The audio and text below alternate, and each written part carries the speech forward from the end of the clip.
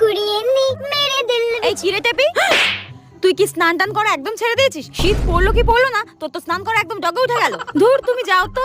এই কি যাবো রে? হ্যাঁ কি যাবো? তুই এখনো পর্যন্ত কদিন স্নান করিসনি, তোর কোনো আইডিয়া আছে? ঠিক আছে, আমি করে নেবো স্নান, তুমি যাও। পুরো এক সপ্তাহ হয়ে গেছে, তুই এখনো স্নান করছিস না? হ্যাঁ, আরে তুমি যাও না এখান থেকে, আমি ঠিক স্নান করে নেবো, তুমি যাও। আমি কিন্তু 3 গুনবো। হ্যাঁ মা, এই ঠান্ডার মধ্যে কে স্নান করে বলো তো? আমি পারবো না ওরকম স্নান টান করতে। তোকে আমি লাস্ট বারের মতো বলছি, কিন্তু স্নান করতে ঢোক যা। সেন্ট মেরে আর কদিন চলবে?